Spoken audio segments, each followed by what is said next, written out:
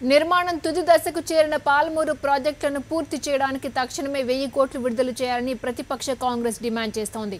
బుధవారం హైదరాబాద్లో MLA DK అరుణ నివాసంలో సమావేశమైన పాలమూరు జిల్లా కాంగ్రెస్ నేతలు ఈ నెల 24, 25 తేదీల్లో జిల్లాలోని కల్వకుర్తి, భీమా, నెట్టెంపాడు, కోయిల్ సాగర్ ప్రాజెక్టులను పరిశీలించాలని నిర్ణయించుకున్నారు. ఈ 4 పాలమూరు ప్రాజెక్టులను చేపట్టిన ఘనత దివంగత సీఎం వైఎస్ఆర్దే అని కొనియాడారు జిల్లాకు చెందిన కాంగ్రెస్ ఎమ్మెల్యే, మాజీ మంత్రి చిన్నారెడ్డి.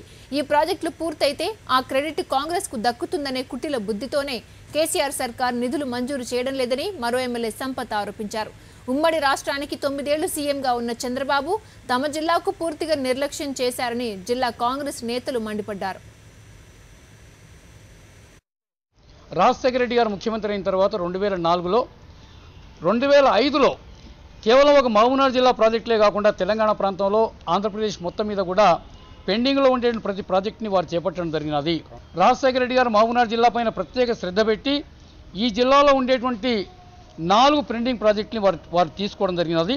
టీఆర్ఎస్ ప్రభుత్వం వచ్చిన తర్వాత కూడా అంటే కేసీఆర్ గారు 1 సంవత్సరం పూర్తిగా పడుకొని ఇలా కళ్ళు తెరిచి వాళ్ళపైన వీళ్ళపైన నిందేస్తే మాత్రం సరైనటువంటి పద్ధతి కాదు. 1000 కోట్లు ఇస్తే ఈ 4 ప్రాజెక్టులు పూర్తి అవుతాయి. ఈ 4 ప్రాజెక్టులు పూర్తి అయితే మనకు దాదాపుగా 8 లక్షల ఎకరాలకు నీరు వస్తుంది.